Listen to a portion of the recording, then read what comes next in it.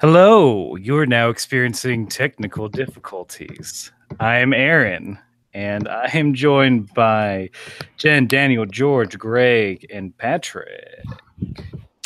Hello, Internet. Do we have to go in order? That's going to have to keep track of. I'm Patrick. Oh, Patrick.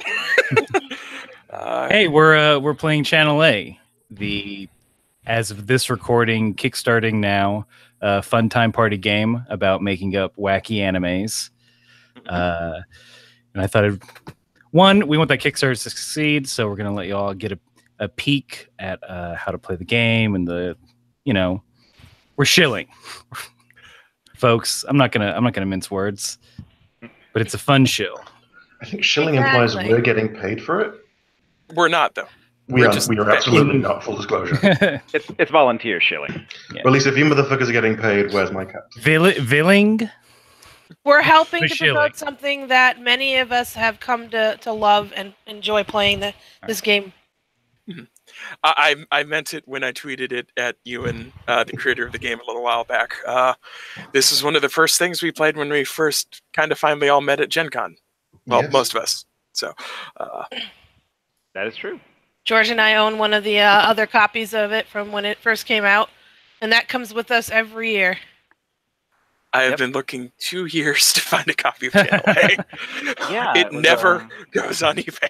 So I'm really hoping we can get this Kickstarter made. I mean, yeah. So, like, for people, for the hypothetical listener who has no idea what this is, what's Channel A? Beyond its anime, how does it work?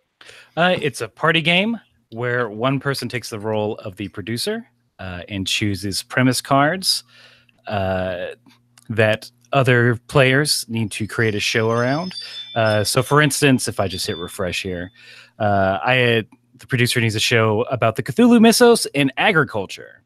And then players will take several title cards, combining them together to create their anime show. So they create a title, and then they have to give a short pitch on what their show is about. And the best show wins? Mm-hmm. Yes, that's how that works. Best in quotations. Yeah. I do like the sidebar tips in this edition, which helps out a lot of stuff. Kind of funny there. Mm-hmm. For example, a lot of anime is about high school girls fighting something. If you're stumped on your pitch, this makes a good fallback. I mean, it does. It does. Yep. And if you search Kickstarter for Channel A Alpha Genesis Edition, you can find it and consider backing it. When's it running till? It is running through September 20th. I have been actively watching the Kickstarter link. Nice. Same. So who shall start as our first producer? I have Jen. If I'm going left to right, Jen would be first. Yeah, Jen's left of mine as well. I think it's alphabetical order, so for me it goes Jen, Dan as Bella for some reason, so it goes Jen, Daniel, George, Greg, Kame House, and then me. Bella is a nickname. The chief is Aaron. So we'll start with Jen. All right, so I am producer, so on here, so I'm just gonna. I don't get to pick premise cards in this on the Kickstarter on this thing right now, right? Yeah, right, I'm just gonna refresh a couple times while I'm not looking, and then whatever I get is what I get. Sure. Yeah, that's part of the thing. Normally, you just draw premise cards, and you have a hand of title cards. With how the online generator works, we're probably just going to be refreshing. There's probably going to be some duplicates, and that's all right. All right, so I just hit refresh like 3 or 4 times and let it stop. And when it stopped, I have gun action cat girls. So I am asking you guys to build me a premise. I want cute, adorable girls meowing all over the scene while simultaneously blowing things up and shooting things to death. So gun hyphen action? Nope, gun action is 2 words. And cat girls. Oh, anime. Yeah, I put in the group chats just so we can have a visual reference. If you were playing around the table, there would be cards on a table, but this is an online thing, so shared spaces are handy. Gun action cat girls. Okay, I think I've got an idea. And it's give everybody a minute to look at their cards. We'll try to keep our descriptions on the shorter side for stories, because otherwise, with this many of us, it'll take too long. Also, normally, how you decide is you go 1, 2, 3, and then point at the person you like most. Since this is an online game, we're going to do 1, 2, 3, and then just type the name of the person we like most in chat.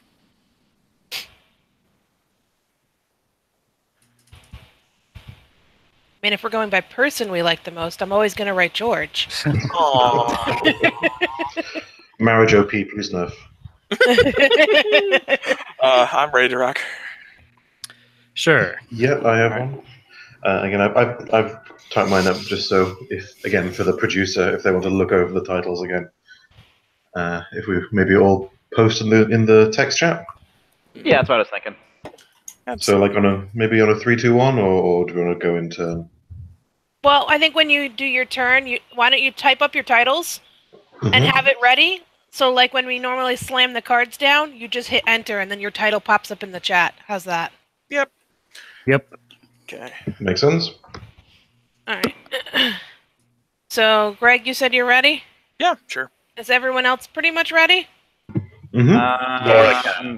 I am not, but you guys go ahead. I'll throw my title in in a moment. All right. Well, Greg, you get started then. Okay, so we have gun action cat girls. So obviously this is going to be a very kind of popular, very, probably selling toys, selling the merch. So we really need a good, solid character to build a foundation of an excellent anime on. And for that, I present to you Excellent Milky Pocket Alice. Nice. So say that one more time. Go ahead. Excellent Milky Pocket Alice. It's the Milky that gets me. So Alice is one of many of a collectible chain of Catgirl figurines. And what happens is every now and then they come to life at night when the kids are asleep and they go on adventures, just like on the TV show that they're from. So it's got meta aspects, it's got toy collecting aspects, it's got some very cruel loot box and gambling aspects if you think about it. But that is what we're doing because we want to sell anime and we want to sell toys. And that is why you should produce Excellent Milky Pocket Alice. Okay. Is the milky part, like at the end of every episode she gets like a glass of milk or something? Well, of course. Oh, milk Like because cat cats. Yeah. Mm-hmm. It's a running gag of she always wants that milk, but she can't. It'll Maybe spill. instead of like a coffee shop they all hang out, it's like a milk bar. Well, also it's a sentient toy, so don't have the digestive system to drink milk. The cruelest fate. Absolutely. They have play sets. Of I course. was Tracy Island growing up. Oh, of course. All right. Toys as far as the eye can see. Who would like to go next? I'll go next. So we were talking about like the toyetic quality.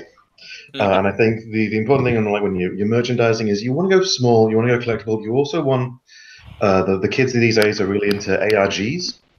So my idea is that this is something that's so small that everyone can have it with them. So my idea is Pocket Bunny Academia. Nice. So it's like The Borrowers. There's this other world that happens on the micro scale. These cute animals. Our protagonist is actually a bunny girl rather than a cat girl, but she is in cat girl high, and she needs the gun action to defend herself against predators because we can work in the Zootopia thing. The furries are going to love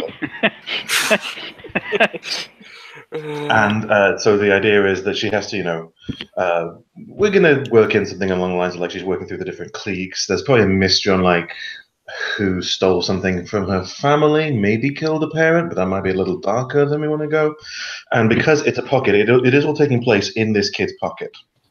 Like it's Dust Bunnies kind of thing. And then we work that into the toy by saying like everyone's got this stuff. And then in the game that we inevitably bring out of this with like 17 different card sets, it's about like pulling out of the pocket your Dust Bunnies to fight for you. So that's my pitch for Pocket Bunny Academia. Okay. Okay. Alrighty. Next. George, are you ready? Sure. Oh, I'm sorry. Were you ready, Aaron? I can go. Yeah. Sure. Okay. Let me straighten my tie up. All right. Look, cat girls, guns. Let's not reinvent the wheel here.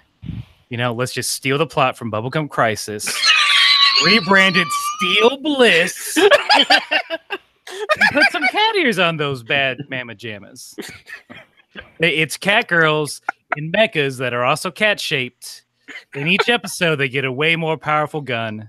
Until the end of the season, they're fighting off a space invasion with the power of rock and being idols and also weapons. Is there going to Yeah. be a Buster rifle that's twice as long as their ship is? Oh, it's and the last episode, their rifle gets as long as Japan. It has a blade attached. Of course. Of course. That's Steel only fitting. Bliss. Okay. All right. I Go like ahead, it, I George. like it. All right. So I am going to also throw in another option here. So what could be better than gun action with cat girls? I submit a harem comedy with Oh, no. gun action cat girls. So Alien Bride Revolution Countdown, wherein a number of adorable alien girls of various animal ears, some of which are cats. I think our title character is going to, their main character, Best Girl, as the kids call it these days, is going to be a cat alien girl. They are going to come to Earth to all compete for the affections of a milquetoast everyman who is inexplicably just they are all enamored with, and where ordinarily we have zany superpowers to decide these over-the-top fighting things between the girls, in this case, just going to be total gun porn. Just gonna blow up the neighborhood. Can we get Tom Clancy? No. I think he's a little too serious-minded. I think we're looking more for like complete off-the-wall zaniness. Oh shit! I would watch Writing. a Tom Clancy anime though. How about Tom Clancy Coon, though? I afford just got Clancy Kun. Yes. So I'm liking this idea. I'm seeing, this scene of them all fighting around the house when the boy leaves. Like, he leaves to go run an errand, and now all of a, like, they play all nice when he's there. But then all of a sudden, when he gets back, the house is just riddled with bullets. Like, the minute the door closes, it's John Woo-esque. Pistols are out, and they are diving behind things in an explosion of gunfire. But can we afford to animate that many doves? You can recycle footage real easy. CG doves, they look better than they did a few years ago. We can you just totally burned CG the them. doves. It's a great way to save on frames of animation if everything is in bullet time. Uh-huh. Daniel, save us. Speaking of savings, it's very hard and very difficult to animate things. So I present you the economic solution with Panic Arena. Panic Arena takes viral videos of cats flailing around as they're getting scared, and we're recycling that into our own animation features using high technology. The plot of this is that there is essentially 5 teams of cat girls fighting each other, and that's all the plot you need. They're fighting for the glory of the Empire, to become the greatest warriors of the Empire, and we simply take that plot line and we just use cat animations and translate them into animation because they transform, right? So and essentially that's the whole thing, and we can certainly tie it in with toys and with apps and the whole thing. So are they fighting the vile cucumberoids? They're fighting each other, and they're fighting laser pointers. Oh dear. Deary me. Because there's nothing funnier than a cat sneaking up on another cat and scaring the first cat. That's the tagline. That's what goes on the poster. So I would say just everybody repeat the title of their anime, and then we'll vote. I had Excellent Milky Pocket Atlas. Give a one-sentence quip. Collectible toy anime cat girls fighting each other. I had Pocket Bunny Academia, which was a Dust Bunny Pokemon Go ARG. I had Steel Bliss, Bubblegum Crisis, but different. I had Alien Bride Revolution Countdown, harem comedy with gun violence. I had Panic Arena, where we take viral images and videos and translate them to anime. Okay. Type in the name of the person you think had the best premise, and then on 3 we'll just hit enter and see who won. So Name of the person or name of the anime? Name of the person. That's a lot shorter. Yeah. God damn it. How dare you? A 1, a 2, 3. George. George. Yeah. George gets it by 3. All right. Yeah. George gets the first point with Alien Bride Revolution Countdown. Wins another time. Okay. Okay, so then we refresh our cards. And Daniel, you select a premise. All right. Here. Yeah. Oh, shit. Okay. Oh, Got a lot man. of modifiers. I don't have very good. All right. I love this title. I don't even care what the Nouns. premise is. Okay. We need something new for next season. We need something good. We need something grand. We need something spectacular. So I want. The premise is alien invasion and magicians. Ooh.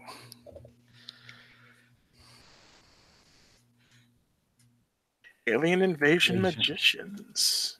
Yes. Okay. Now I want big. I want bombastic. There's no don't limit to your budget here. Well, there is. Keep it on the budget, please.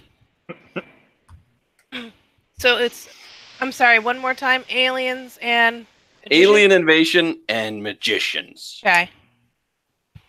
I have a perfect title for this. I am prepared.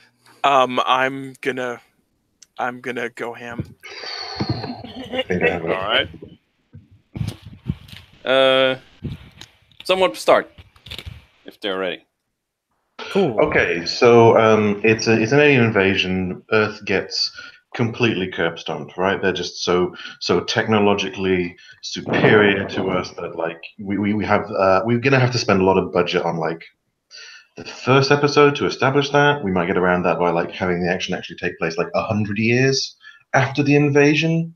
Living under the boot heel, there's an unfortunate undercurrent of like Japanese nationalism in these things because, but the central conceit of it is all the heroic resistance wizards have been killed, and so it all falls to what's left, who are the ultimate evil Valkyrie Symphony. It's kind of a Suicide Squad thing. It is all the villains, ranging from like the high school bully up to like the cosmic big bad who's kind of pissed he didn't get a chance to destroy the world before the aliens did. Like half of them are sexy femme fatales because, and they have to unify to bomb the alien mothership and upload a virus through an Apple Mac for some reason. Nice. And that's why we'll work in some songs. It'll be a symphony because they're working together, but also because like we can pair it with like a J-pop idol to get some funding and some cross marketing in there. So that's Ultimate Evil Valkyrie Symphony. I like it. Nice. Right. Who's next? I'm ready. Go Sure. for it. All right, so we have your alien invasion, animes that you've seen a million times. You've seen all your crazy magical fantasy world animations. So I think we should combine the best of both worlds, and we're going to go with Magic Sky Masters. Magic Sky Masters are That's pretty magicians good. from space. They have all these, they're all different, they're all weird looking, they're all different types of aliens that are all these super powerful magicians, and for some reason they all want to come to Earth. Nobody knows why. They come here, they try to take over, and it's kind of this like Monster of the Week. It's a different Magic Sky Master that has to be fought every week, and they set up a whole set of humans. And it's the life of struggle of the Japanese Special Forces units constantly fighting off these weird Magic Sky Masters. So you get that cool, creative, collectible, different Sky Master every week, and you get to see the struggle of humanity wanting to survive against these guys. I like it. Who's next? Yes. I can go. Go ahead. All right. Look, I know you have the rights to the Magica series, so let's just sequel that up. Magica, Cosmic Boyfriend. So we take the fantasy world of Magica.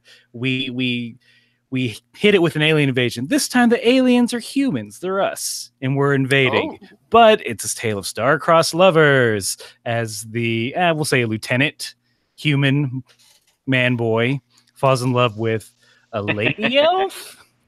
But it's a comedy. Oh no. Oh, And it's hijinks. that's dangerous. That's dangerous. So That is dangerous. going for the The side twist. step. They It's a think twist it's on going the to be genre. ultra dark, but it actually is going to be a light comedy. At the end of 24 episodes, they finally hold hands. Oh, Oh man. oh, that You might go be for a that little slow too burn much. coffee But shop. we'll censor it. It's fine. Hilarious. Okay. I think you're all thinking too hard. We need to get this anime made. We need to get this anime sold. We need to get it in people's hands. So what is the big thing right now? Mascots. And what's the big thing about mascots? They need to be super kawaii and super deformed. Say that word again. Kawaii.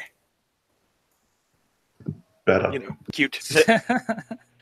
So in order to do that, we're going to have cute aliens, we're going to have cute heroes, and that cute hero is Super Bizarre Queen Twinkletan. Wow. Wow. So boy. going for the LGBTQ market. I mean, that's a good bonus. That's a good bonus. Is this Twinkle, a RuPaul anime? no. Twinkletan is just a cute high school girl who suddenly gets involved in this magical, insane world of this alien invasion seeking to destroy and take over the whole Earth. But they're cute aliens. They're ones you want to buy the toys for and want to make fan art of. So Twinkletan gets her magic powers and goes about fighting the aliens, learning about friendship and love and awesome CGI special effect magic sequences. Like. Who's left? Nice. Just me. All right. All right. So, mine is Psycho Cyborg Princess. So, What? in a fantasy world, we begin in a alternate history Earth, wherein there is magic and there are wizards, and we never got out of the age of royalty, and things are moving along when suddenly alien invasion. All of the wizards and the magocracy, whatever, wizards are in charge. All of that fails to defeat the alien menace that shows up. So when a kingdom is destroyed, a pioneering member of the emerging middle class of merchants decides to do the unthinkable and tries to understand and reverse engineer the bizarre alien technology. And the only person he's got left is the only surviving member of the royal family that it was destroyed in this alien invasion. Tries it out on her, did not realize the level of psychological trauma that would be involved, so she is now ultra powerful and unhinged and extremely violent. She is the Psycho Cyborg Princess. Okay. Okay. So repeat the premise and a one-sentence descriptor. Okay, I had Ultimate Evil Valkyrie Symphony. It was Suicide Squad with bigger eyes. All the heroes were executed by the alien invaders, so it's up to the villains to save the day. I had Magic Sky Masters, Monster or Magic Magician of the Week instead of Monster of the Week, defeated by the Japanese Special Forces unit. I had Magica : Cosmic Boyfriend. It's a Romeo and Juliet story, but with aliens. I had Super Bizarre Queen Twinkletown, who is a super SD, super cute teenager magician fighting the cute alien forces. And I had Psycho Cyborg Princess, Aliens Invade D&D Earth, and a crazy princess becomes a cyborg to fight them. Alrighty.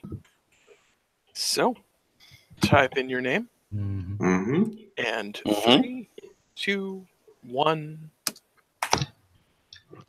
I win. Patrick. Dang. It's me. Man. Patrick. This is probably the best reception that Suicide Squad ever got. Take that, Suicide Squad. It turned out Suicide Squad. The best thing about you was the trailer. Heyo. I kind of liked it. George. It's okay to be wrong Alright. sometimes. My job as producer. Okay. Hi. Alrighty. So, we've got... so we're going to go a little small on this one, a little smaller scale so far. A lot of what we've been doing has been really bombastic, action-oriented stuff. So we're going to quiet this down a little bit, and we're going to see if we can go for a sort of more slice-of-life type series, though slice of life is not one of the premise. The premises here is... Let me get here.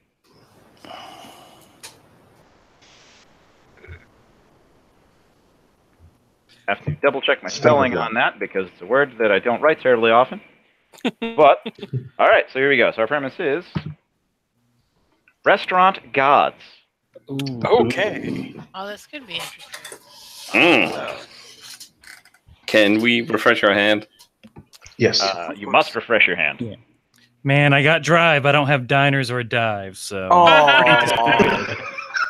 I would also yeah, we got it, buddy. Now, the best thing about this is that pretty much every stock character we could use is public domain. So, sky's the limit. All right. Okay.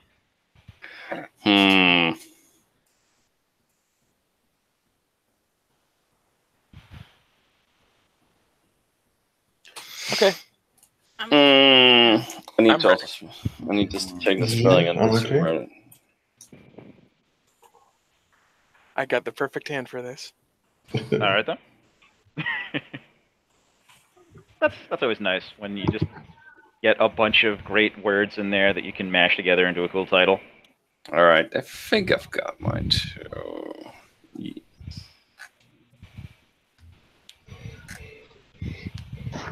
I'm ready whenever you guys are. So restaurant. Restaurant and gods. Yep. Oh yeah. Okay. Hang on.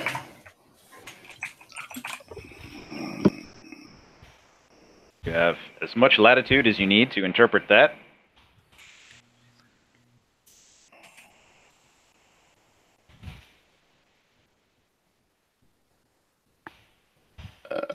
I have a reference, though, I need to include. So, Jen, you said you're ready?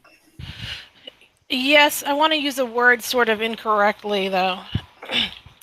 This is just for fun. They It should they be can't all right. tell. Words can't tell us what to do. Making sure I spelled it right. 'Cause I mean, didn't. pretty much all words are made up anyway. Heyo. It doesn't matter. Except for onomatopoeias. Those aren't made up. All right, I'm ready. They kind of are. They vary from culture to culture. If you guys want, I'll start with it. Go ahead. All right.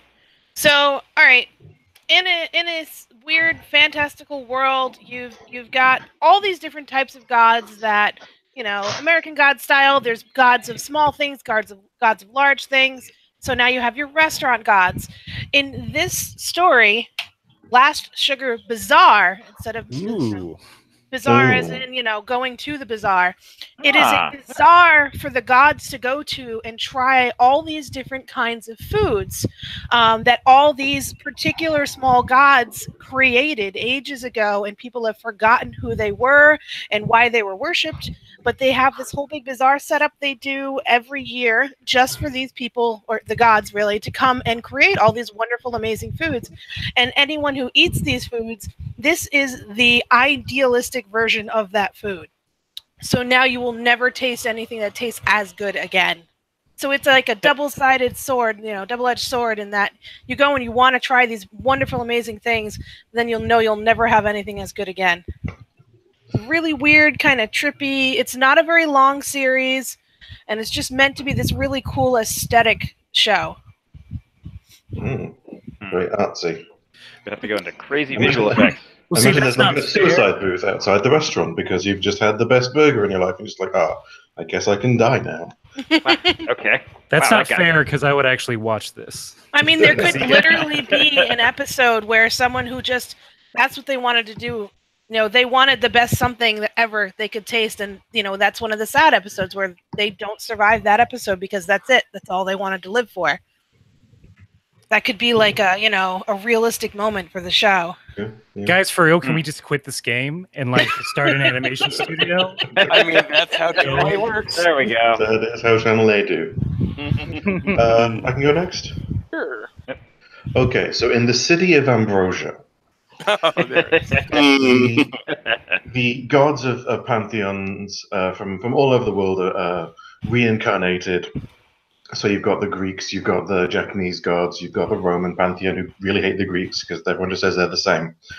And into this city of Ambrosia is born Sun Wukong. So he's this is very early in his life. It's very early, so I'm calling it Baby Monkey Tails. He is part of the Chinese pantheon. His family runs, the Chinese restaurant. And so it's this competing, feuding, warring food contest thing, obligatory tournament arc of the competing, restaurants around there. So the Greek gods are doing meze platters, and the Chinese gods have these, big, great dim sum, and the Japanese gods do sushi and blah, blah, blah, blah, blah. And it's all from the perspective of this very, very toyetic baby monkey with his little extendable staff. We might not get away with the Dragon Ball comparisons there, but it's based off of Journey to the West. So it's Baby Monkey Tails. Okay. I like it. I like it. I'm ready to rock. Are you ready to roll? Yes, always. Now, if I were smart, I would just wholesale rip off Auric Alchem Chef, which I'll hopefully be doing Protective soon, but I'm not doing that. I'm doing the smart thing. And instead, I'm ripping off Stephen King. Hey, there we go. Can you actually come up with an ending, though? Yes. Oh, man. So there's that short story, they got a hell of a band, where a couple wanders into a town that's populated nothing with rock stars, and they put on the show of your life, and it turns out it's for the rest of your life. No better this way. What happens is a young man is wandering the streets of Tokyo, and he's hungry. He wanders into a random food shop, and he finds that it is populated with the gods themselves making the best food you'll ever taste. So it kind of also becomes a little bit of a slice of life, as his life has been changed eating such wondrous foods. He keeps going there, and he starts to fall for the head chef, which is appropriate because it is the goddess of love herself, Sky Angel Legend Venus. I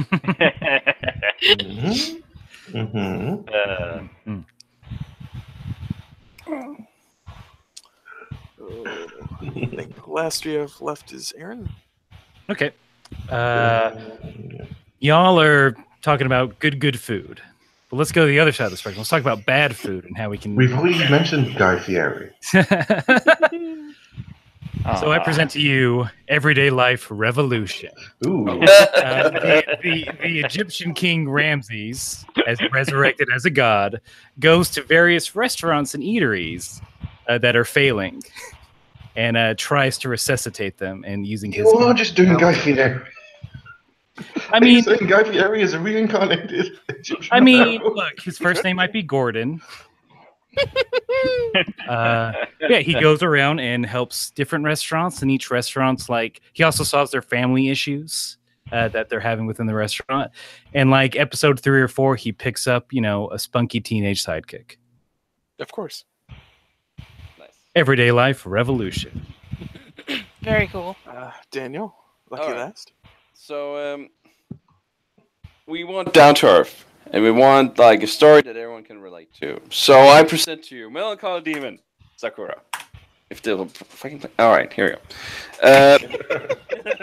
Technical difficulties. All right, this is a story about a mighty Oni warrior being reincarnated as a 18-year-old schoolgirl who has to tend to this failing restaurant in penance for her misdeeds in the war against other Oni.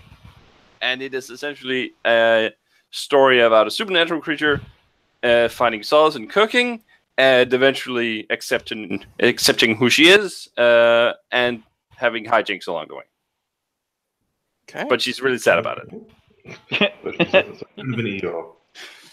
Okay. So let's go over our titles again. So Jen, what did you have?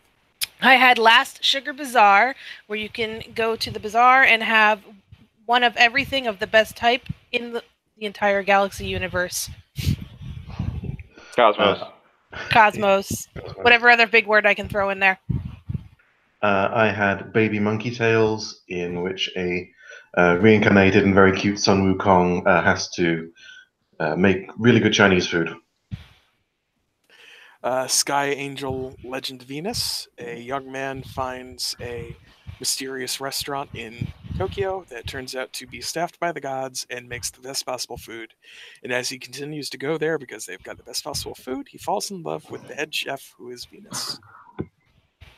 Everyday life revolution. Reincarnated Egyptian pharaoh judges you for your food.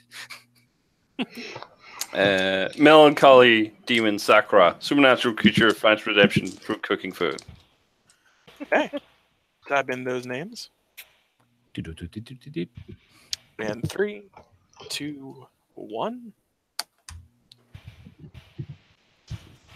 George wrote the wrong thing. I did again. I'm sorry. That's Jen, yeah? Jen got Yeah. 2 votes. It was pretty well split. We had some good ideas there. Okay. So I think Okay, so we I'm reset. next producer. Just the next producer. That's correct. Okay.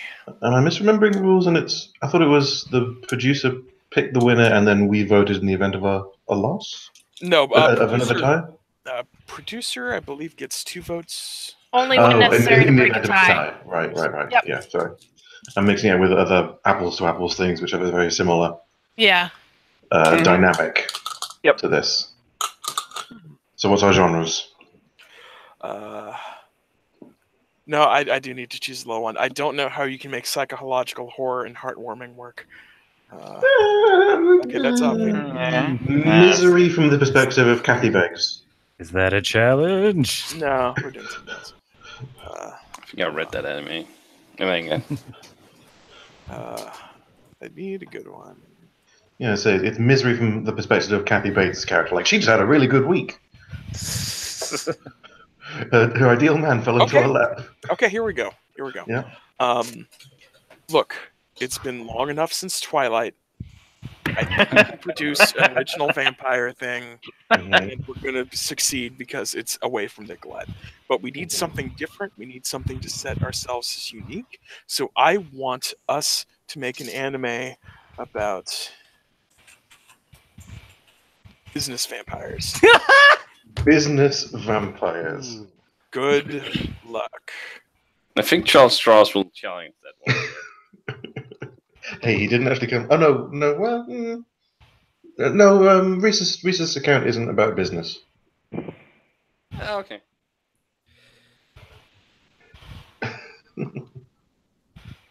Oh, I have a good card for this. All right.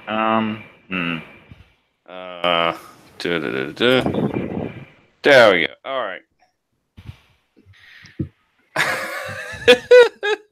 Oh no. Hope I pronounce this right. And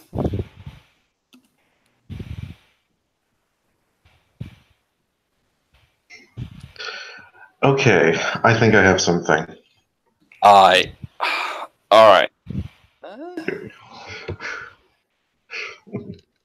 Okay, who wants to go first? I'm still thinking. You still thinking? Yeah. This is gonna be bad.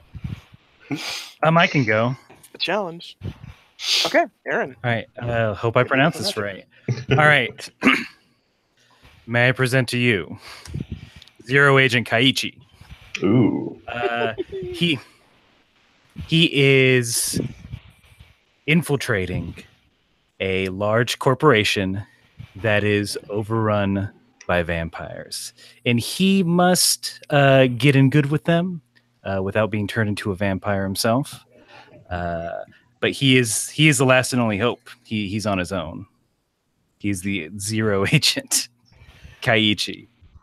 So it's got a lot of corporate espionage to it. It's Yeah. got a lot of danger. He's trying. His main goal is to get them to fail as a business. Second goal, maybe stop vampires. Oh, okay. So he's basically going in to just wreck the business. He's not actually out to stake anybody. No. In fact, he actually adapts pretty well to the vampire lifestyle. Something capitalism? Yeah. Something? Yeah. Well, then there's the. I mean, at the end of the first season, there's the big, will he or won't he turn vamp? Okay. So, I'm going for a slightly genre mashup with this. It's kind of melancholy in tone. It's all going to be told in kind of a flashback. The protagonist is older and recalling his days, the prime of his youth, and this is over quite a long period. He was an accountant, just an office drone working in Tokyo, and he gets bitten by a vampire while out in the club.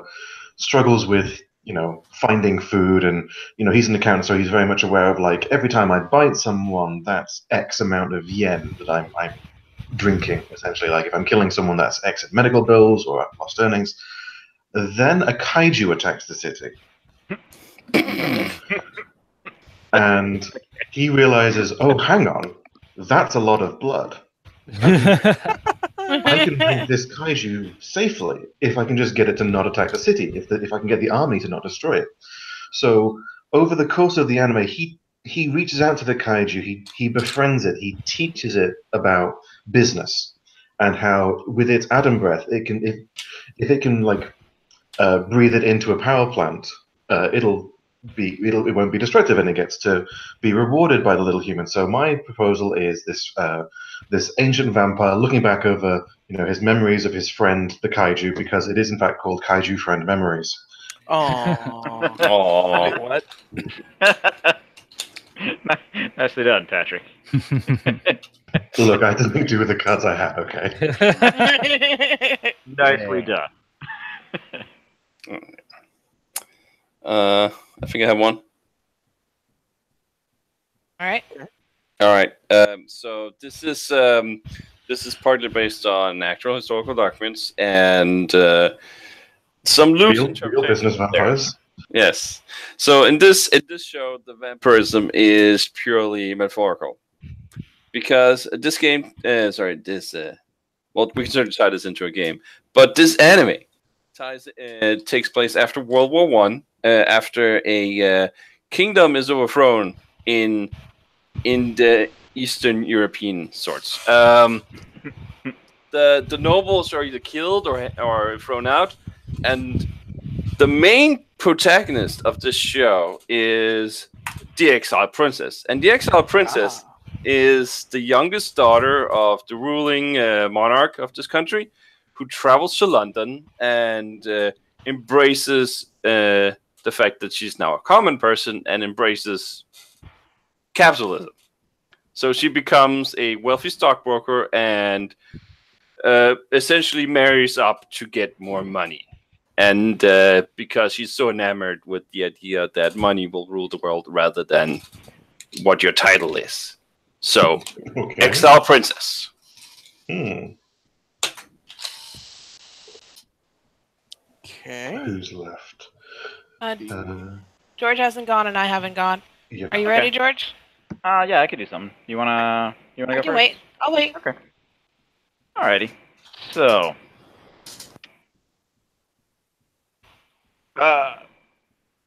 basically, basically, vampires have existed among us forever, and they have largely stuck to the shadows, except in the modern day, following a crushing series of economic crises, which causes all but the complete destruction of the utter breakdown of society. Who comes out of the shadows to help but the vampires in this scenario, where they have figured out that the best way to actually get the blood they need for sustenance, and also to maintain their, since the fall of nobility, really, to maintain the status that they need to feed on people with impunity, they have opted to instead just basically start companies wherein they employ people, and part of the employment plan is just some mandatory blood donations. It's not really that big a deal, honestly. It's about as intrusive as giving blood, but it all sort of goes to be it all sort of goes to underscore the fact that you're working for vampires that are literally draining the lifeblood out of you. Oh shit, that might be But why you're Japan okay with cares it. so much about blood type. They might actually do that. But you're kind of okay with it because, yeah, but the people are okay with it for the most part because it's better than the alternative that they had come up with. Let's see here. And the title, which I had neglected to type in at this point. Neo Hellring. As we realize at this point that we have entered a new ring of hell. So it's what if Agretsuko was darker? Agretsuko. Okay, I think that leads. I mean, you watched that. Yeah. All right. So in my story here, it is modern day. It is alternate timeline. Vampires have always existed, except through the miracles of science, we have come up with a solution and a vaccine against the sun. So the vampires have been incorporated into everyday society. They have their own businesses. They lead their own lives. They mostly operate through blood banks and things like that. So it's not so much a problem of monsters anymore. But there is different, there's different businesses that are run. There is this one particular business focused on, and it is a small group of lawyers. And our main character in this story is actually not even a vampire. He's a human who works in a vampire-only lawyers company. Oh. So basically, he is the main guy. He goes in and he basically helps out a vampire that's been accused of things, and he just tears people apart with words, and he's very good at his job, and he just scares the living hell out of all the vampires. And so they call him a certain monster. Nice. A certain monster. That might be a little too real for me, but it's definitely a good premise. So let's hear them premises one more time. I was Zero Agent Kaiichi, a human infiltrating a company run by vampires for corporate espionage. I was an accountant vampire, remembering the unlikely friendship he had with a giant monster in Kaiju Frank Memories. Princess endures communist overthrow of her society and becomes a capitalist. Vampires take advantage of an economic crisis to privatize their preying on humans for blood. In Neo Hellring. In Neo Hellring. The human among the vampires, whom the vampires call the monster, in a certain monster. Okay, type your names. And then 3, 2, 1. It's Like time. Patrick. Patrick. Super Yep. strong. Hey, so I'm up to Damn. 2. That was close though. Yours was good. Yeah. Again, that's the problem with Channel A is that some of these are some of the weird stuff you come up with is actually stuff you want to see on television. Yep. Yep. So is it my turn to produce? It is. It is. All right. Oh, how long do we want to go, by the way? Like, because we're like I'm up to 2. Are we going like first to 5? We're gonna just do 2 full rounds around. Yep. Okay, 2 rounds. You get to be producer twice. sure. Nope, not doing that one.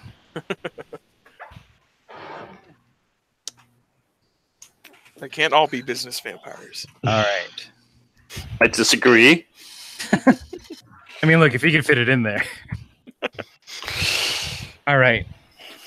Look, the restaurant thing, it hit big. We're gonna.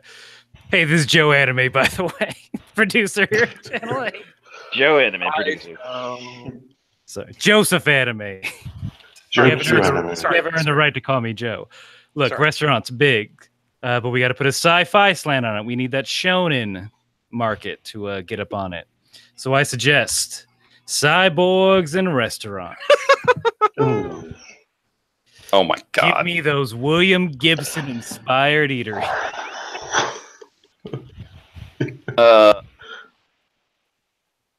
No. Okay. Mm. Jesus Christ. No. Cyborgs and restaurants. Okay. I think I've got something. All right. Oh, this is dumb. Ooh. I'm Okay. listening. This is probably the dumber one. I mean, okay. If you're ready. I need to think this one out. Like I'm lacking in presentation here. Yeah, that's the tricky one, isn't it? Oh, I mean, yeah. All right. I think I might actually have something. All right. Let's start. Go for it. All right. So we have these futuristic restaurants that are in a world filled with a mix of humans. We're all and cyborg parts have become so normalized. We've got also AI walking around. So it's a really weird kind of mix of what's human and what's not anymore. And you have this restaurant that's run by all these different types of cyborgs. And you've got your cute little maid girl cyborgs, and you've got your bartender cyborgs. And then we have this, we're going to focus on story on just this one character. And he's this very young little boy looking character who just busses the tables and cleans them up. And he is Epic Robo Boy. Ooh. It is a cute kind of slice of life story, just about him and how he's basically working at this restaurant way too young to try and save up money to pay back for the cyborg parts that were given to him so he could survive. So it's going to be this kind of sad twist where it's going to give you the background story of how he ended up as a cyborg, and that's going to be toward like the middle of the show, and it'll build up to him just being genuinely happy and enjoying what he's doing because he gets to live every day. Oh, dear. Well, that brought a tear to this old producer's eyes. Who's next? I can go. Go for it. All right. In the dark dystopian future, everything is for sale, even your memories. So I give you future creamy memories. Oh, there it is. Uh, We've been waiting for Creamy to show up. In Yep. this dark future, there is the master baker.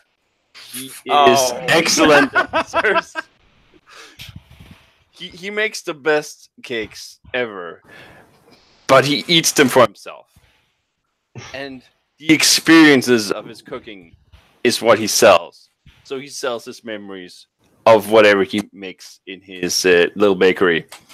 He sells the dream of the perfect pancake, or the the best donut, and that is how the story is about him losing his memories as he goes along in the story, and eventually loses his ability to bake, and it's just a tragedy. Oh, no.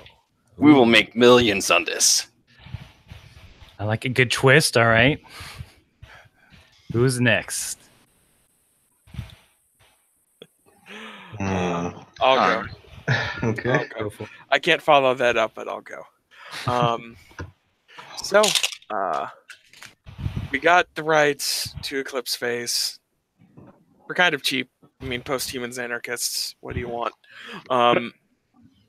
So, in the near future of 20x99, there is a colony in space where everybody lives, and then it's just a mass group of people. Some are still human, some are cyborg, some are uplifted animals, etc., etc. And you've got to make food for all of them. So it's this restaurant that has to feed everybody. They have to have food. They have to have, energy supplies. They have to have stuff that animals could consume.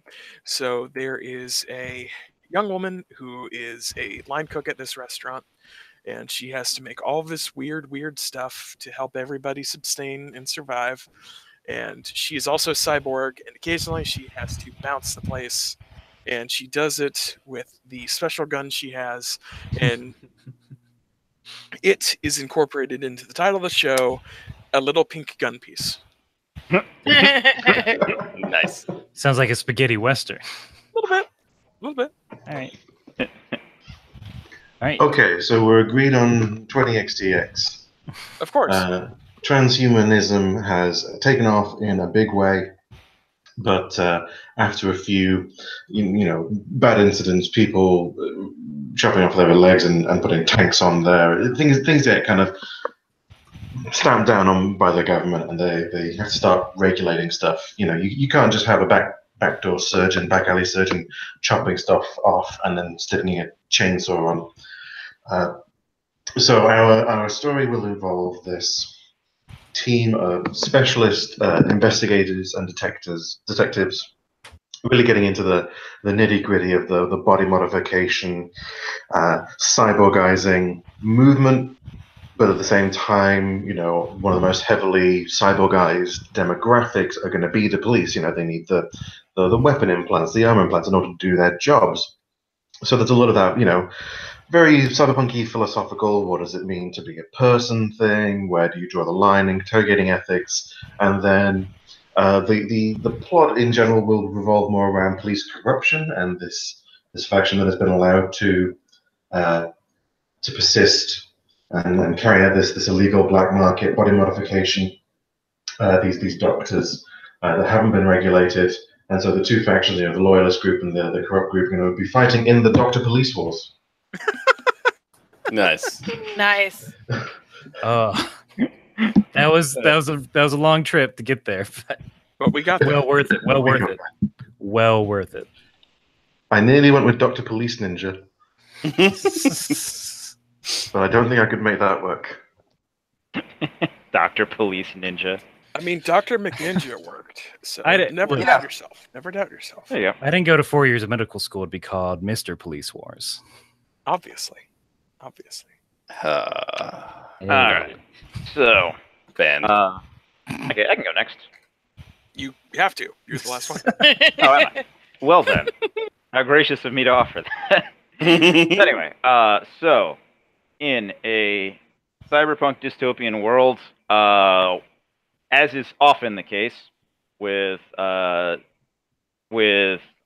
cybernetic parts and whatnot, one of the first things that people turn to is death sport, and arenas and cyborg fighters rising in their ranks so that they can have brief moments of fame as the toughest guy in the city, and hopefully make it out of the crushing poverty that is also a part of the cyberpunk dystopia. We see lots of stories about that, but we don't really see terribly many stories about the people who serve food for the people watching in the fighting death arena. That went in a different direction. And so our story of fighting death arena is in fact a humble, following one of the humble cyborg workers that works in one of the food truck areas in one of the food trucks surrounding the fighting death arena, giving food to people, selling food to people for the events, watching the horribly violent death blood sport, and wishing that he could do that too. Aww. A touching story for a new generation. I'm just imagine like a little kid by the arena, like a guy's getting chainsawed and blood splashes across his face, like, Daddy, Daddy, I want. There has to be a Mean Joe Green reference. There has to. Ideally, I think it would be funny to have this series also have him basically use his cybernetic implants that he uses mostly to prepare and serve food, but repurpose them for combat in the arena. Yes. Because that would be hilarious to have him just dump Fryolator oil on a cyborg in the midst of a fight. It starts as wholesome and then it turns into horror. You've never seen a contestant spatula, another contender, but here we are. I swear you said a complacent spatula. Well, you need a spatula with port and starboard attachments. That's a different enemy. All right. Let's recap, shan't we? Yes. Okay. Epic Robo Boy, happy little boy, sweet saccharin. Then you get that depressing side story. Then he goes back to sweet saccharin.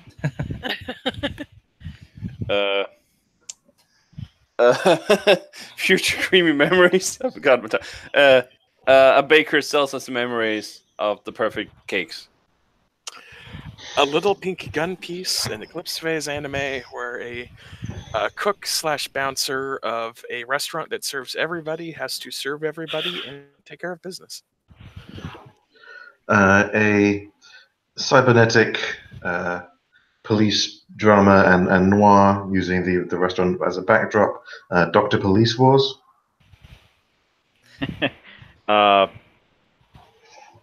cyborg fry cook dreams of killing people in an arena for chanting crowds. Fighting Death Arena. Type in those names. 3, 2, 1. Oh, wow. I got a lot closer than I thought. Oh, so we are... Nope, Daniel. Yeah, I got there. George in there. I blame it on Creamy. It's a trump card in this game. I just like the premise. That is a power move.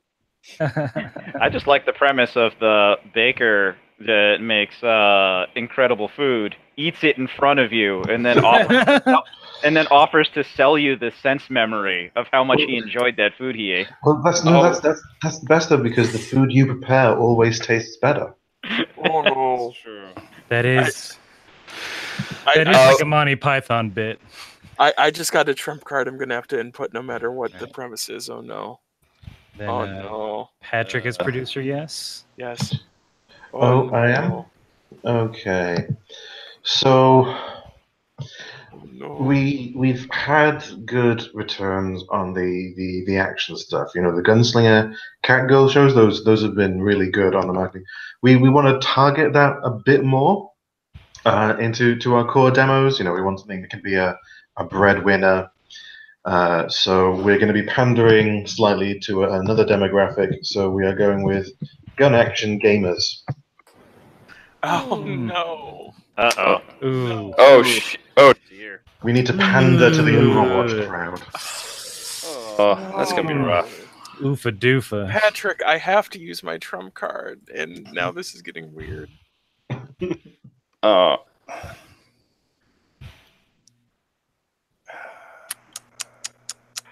Okay. I've got. I've got it. All right. Yep. Go ahead. I've got my concept. Okay. Okay, Evan, help me. I'm sorry, Lord. Okay. Do it.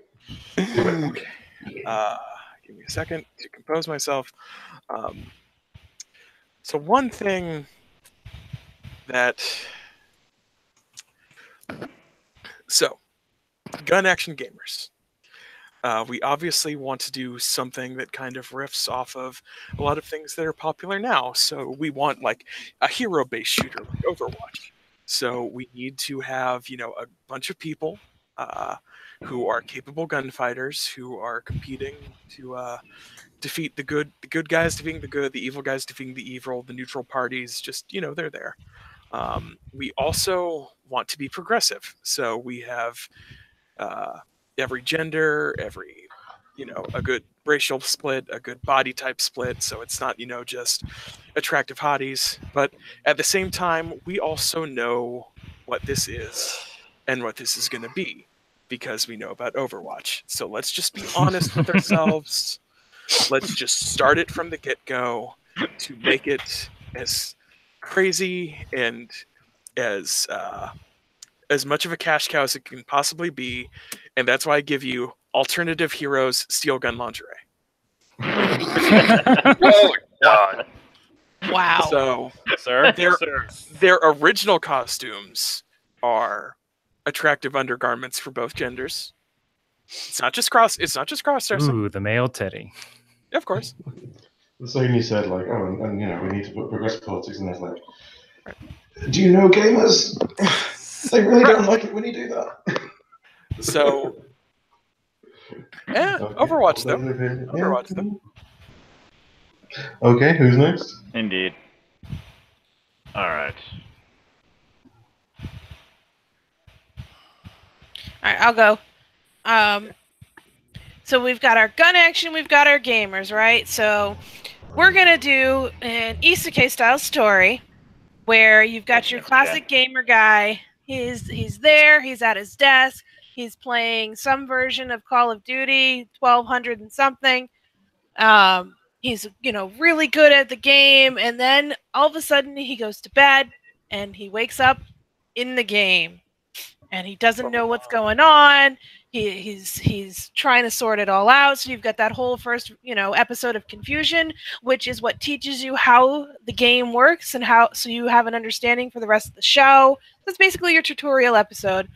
And then he learns what he's doing and he starts fighting his way to the top so that he can survive because he doesn't know that if he actually dies in the game, if he's going to survive or not. So he gets this crazy look in his eyes and everyone calls him Fight Eyes. So we're going with Overdrive Fight Eyes. Nice. It's just guns everywhere and it's just that classic over-the-top style. Excellent. All right. So, I think you're thinking way too hard about this because we already have this solved. We already have this down to a science at this point for making a show like this that'll sell to everyone. I give you Cowboy Alice. Cowboy Alice is a show in two worlds. One in the MMO where one is a cowboy. They do cowboy things. They rustle cattle. They shoot people. They do whatever people thought that what really happened in the Wild West. And the hero of this show is Alice. And everyone thinks that Alice is a guy, but Alice is in reality a girl. And they treat her as if she was a man because no man can be great at video games. And at the end, it is revealed that Alice is the master cowboy. And she wins fame and glory for all time. It's classic. Do you know how hard it is going to be to animate both in the anime and in the game to animate thousands of cows in real? We'll fix it in dust post. clouds are for. We'll fix it in post. It's just You horrible. don't animate the bottom half. You just have a dust cloud down there. They will go up. Still a lot of cows. Okay. Okay, I could go. Okay. All right. So,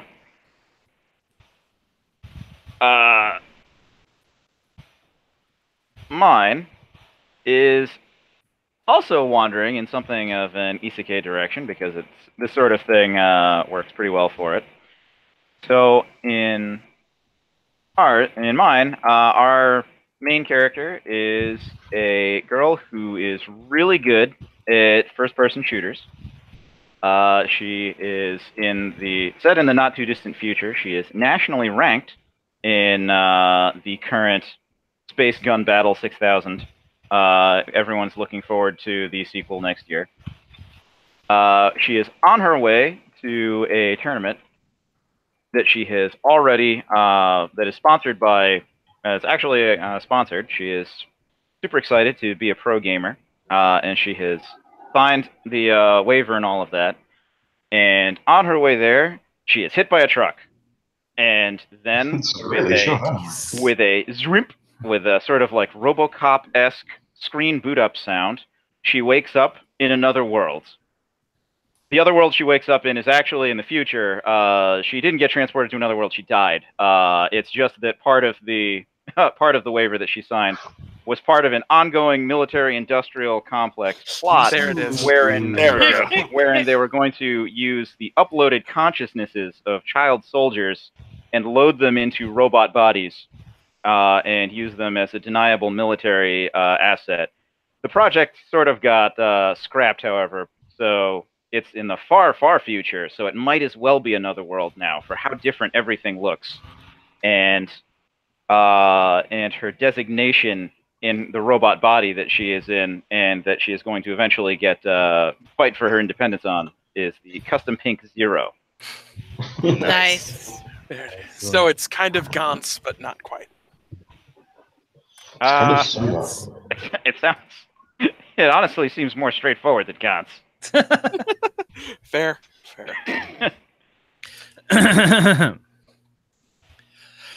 Okay, so the high school students of Akimura High, the gaming club there, they're picked on. They're the outcasts of the school, but they have each other and they have a good time.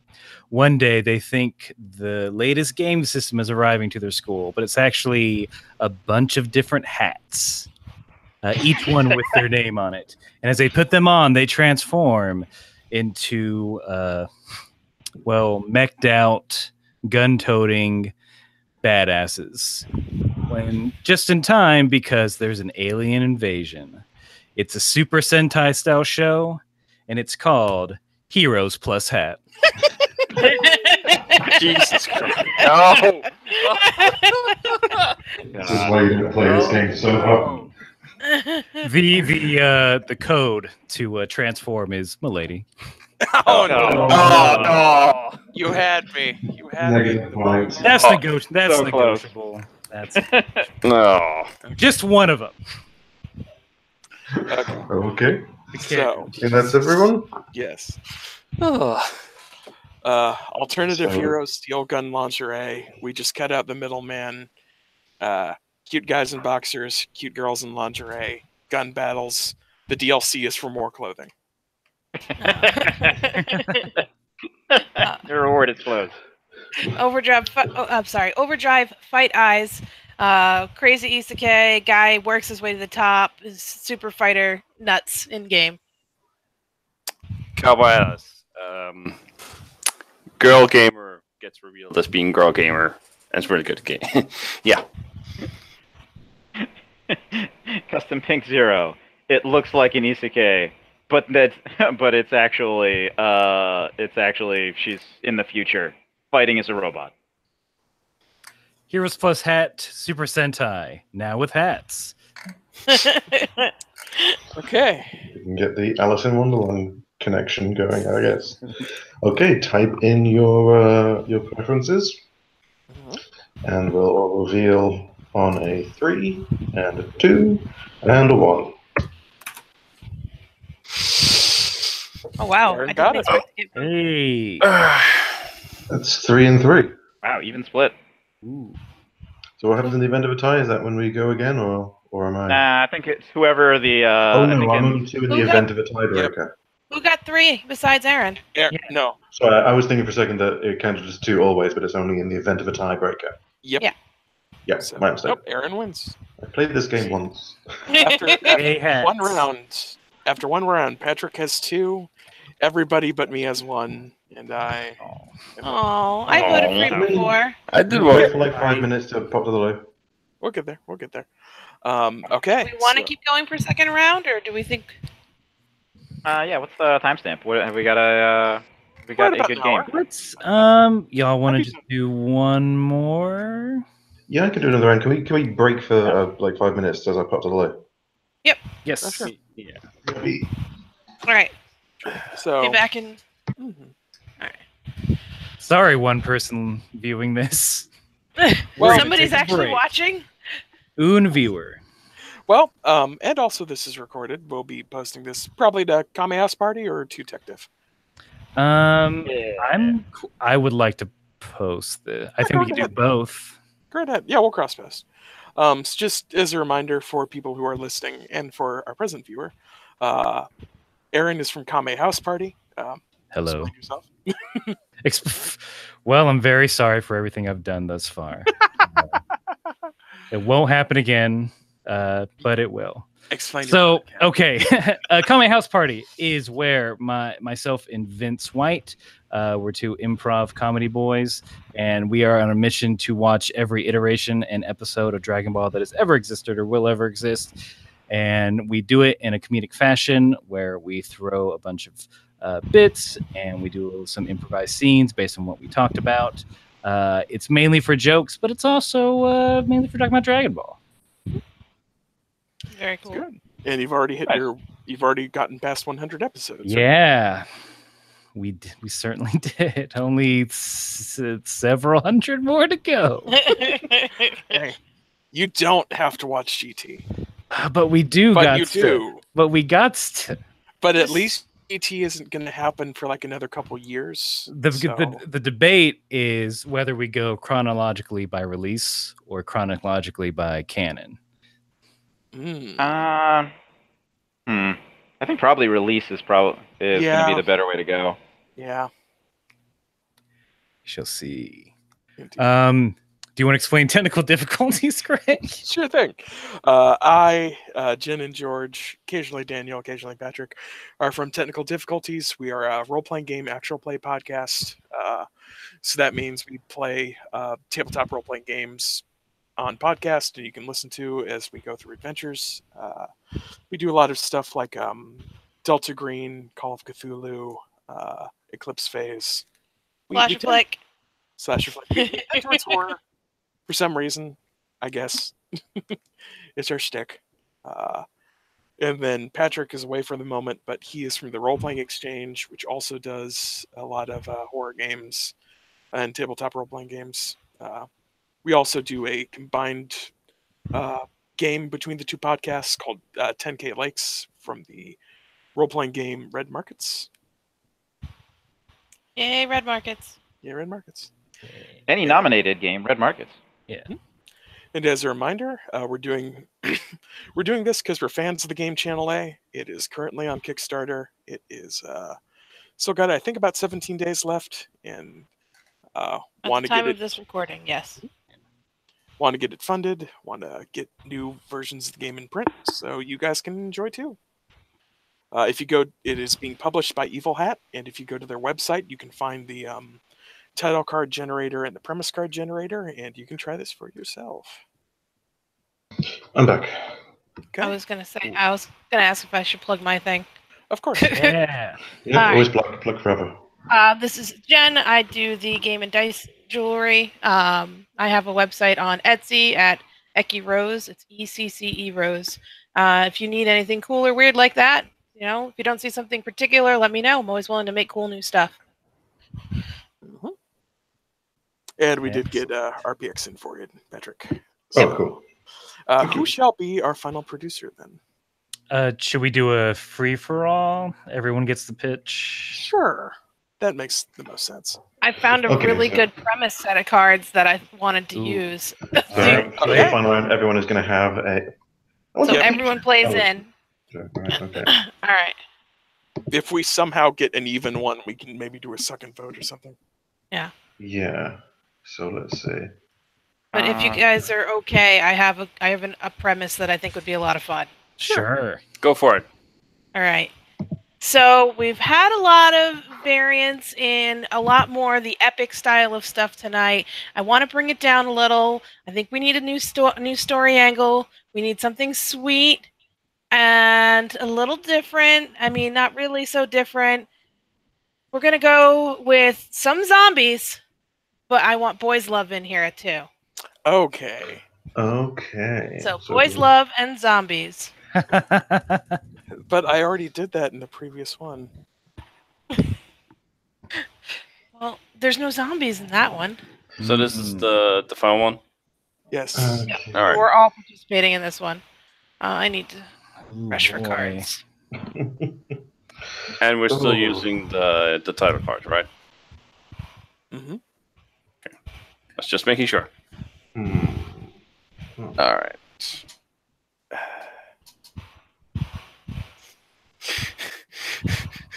Oh no. It sounds like you're ready, Daniel. Oh. Hang on. So what? All right. Where do I put this? Okay. The Okay. order of the cards is also very important. Yes. Always. Hmm.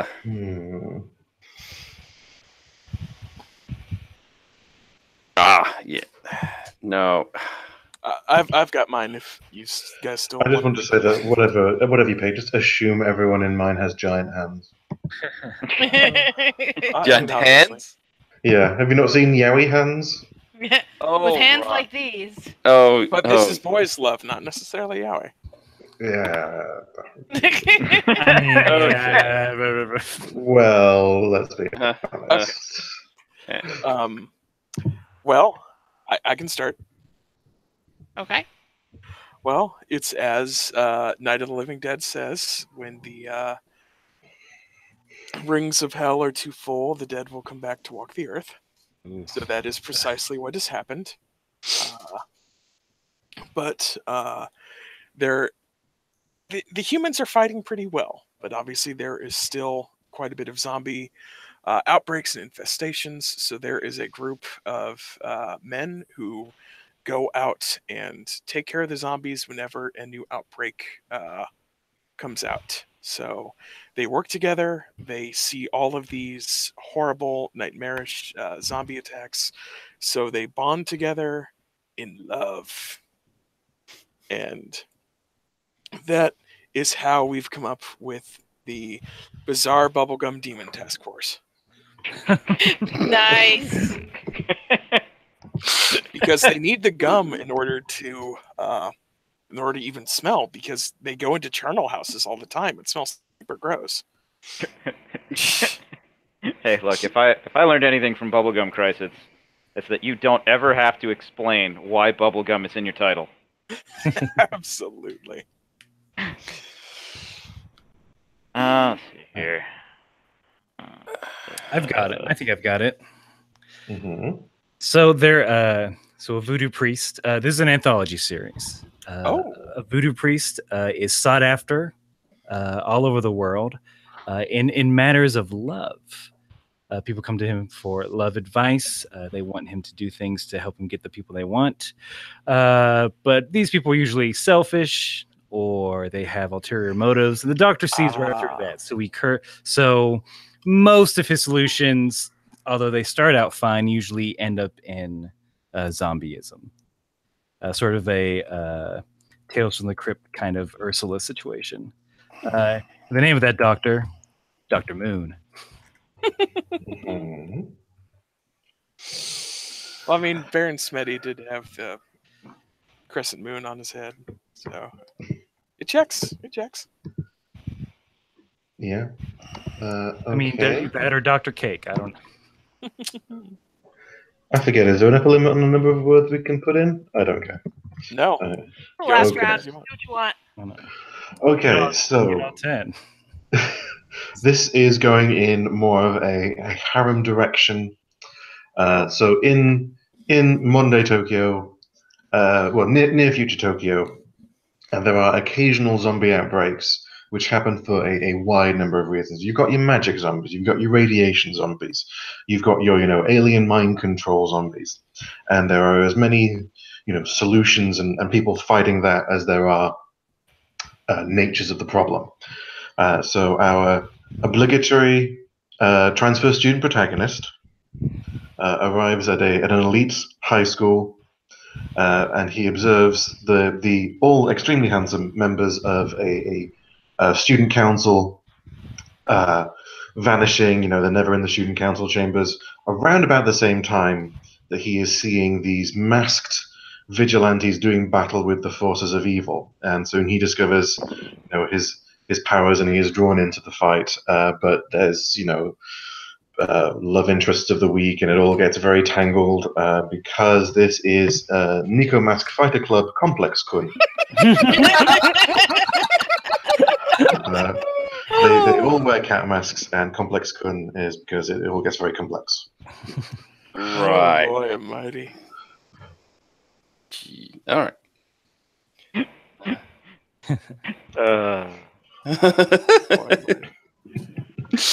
Oh no. George, All right. Daniel. Yeah. Okay.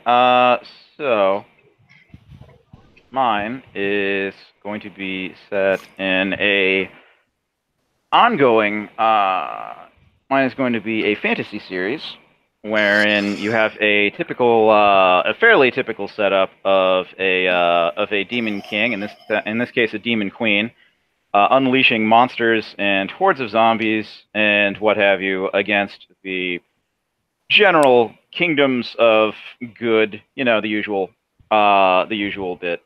There is in this case, the plucky team of adventurers that are opposing the Demon Queen. The focus isn't so much on them on this one. This is on the Demon Queen and her quirky mini boss squad that are having to report to her about constantly having problems with this group of heroes. The Demon Queen, showing an unusual level of proactiveness for someone in her position, goes out to check out what the heroes are doing, falls instantly head over heels in love with the main character. Well, the main hero, and then everything sort of turns into adventure-style romantic hijinks. The overall problem, however, though, is that, bless her heart, the Demon Queen is not really catching on to the fact that the hero of legend is not into girls. So it just becomes a series of increasingly awkward, funny gags where people are trying to let her know, and it just does not happen. And the show is Demon Queen Delusion, and the title says it all. Oh man. Poor Demon Queen. Oh, she'll be fine. Oh, of course. I mean, she is trying to destroy all humanity. She's the hag queen. She just doesn't realize that she's the fag hag queen. Oh. It's okay. By the way, internet, I'm gay. I can make that joke. Don't comment. Please no. Please no. No, I don't want to be okay. a hashtag, please. It's okay. I've got my card. My papers. My membership is in order.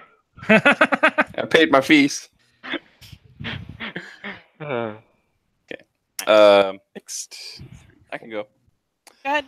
So in this high school drama, takes place in a world where there is a second stage to humanity. That when you die, you become a zombie, but that doesn't mean you become a bloodthirsty monster or want to eat brains. You just become slightly pale, very thin, and very quiet. So this one is called Honey Second Stage, where the protagonist is a young boy in high school who falls head over heels in love with this very quiet, very stern, very classic stoic anime protagonist who's also a zombie. So their love is difficult, but it eventually becomes a story about finding unison despite one's differences. It's a lot more slice of life-y. Yes. What was that romantic zombie movie? Warm Bodies? Yes. Don't talk about that. Okay. Okay. Also, no one hunts these zombies. They're an accepted part of life. Oh, Except that's good. And death. Lucky last. Jen, what you got?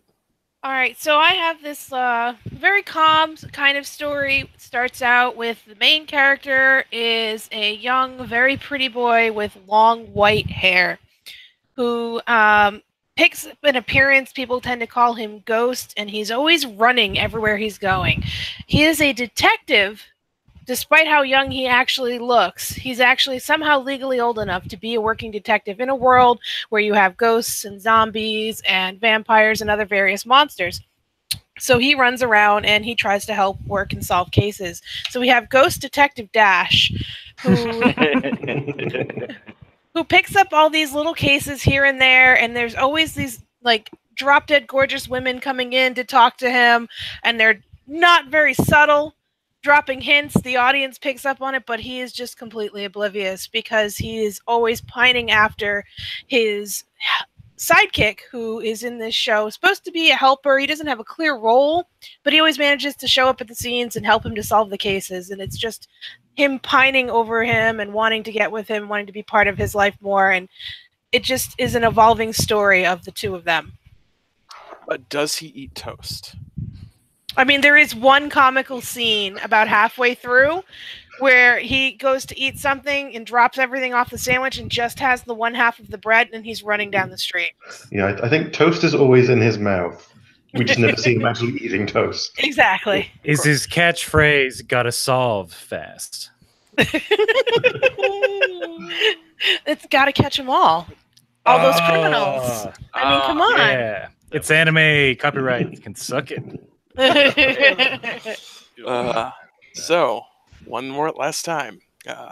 Bizarre Bubblegum Demon Task Force, a group of soldiers, have to deal with zombie outbreaks and find comfort in each other's arms. Dr. Moon, a very niche type of Twilight Zone, but with romance. Nico Mask Fighter Club, Complex Kun, a fledgling superhero fighting a zombie horde at his high school, has to deal with love pentacles, I think, at this point, maybe even octagons. Oh dear. Dodecahedrons? Yeah, it's instead of Monster of the Week, it's Dadass of the Week. It's a tesseract of intrigue. It's Polygon. Polygon. But when you work in like the secret identity stuff, it gets even weirder. Like I'm dating like Red Lion, but I'm not dating Tanaka, and I'm pretty sure they're the same guy. But Parabola of mystery. yeah. Demon Queen delusion. The Demon Queen is smitten, does not realize that it's not going to work out. Honey, second stage. Boy meets zombie. Ghost There was Detective a zombie Dash. movie. Sorry, Ghost Pregame. Detective Dash. Young detective boy running around everywhere, classic over the top, but all the tropes are played toward the boy instead of the classic girls. Okay. Type in them names. And a 3, a 2, a 1.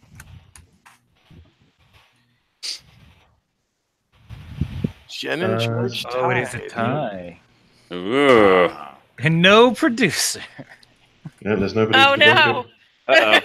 So I think that means we have a second round of voting. Everyone has to vote either Jen or George, and Jen or George sit out. Yeah. Okay. Considering we literally voted for each other. Yeah. Oh. Okay. So Jen or George for the rest of the four of us. And then a 3, 2, 1. Oh no!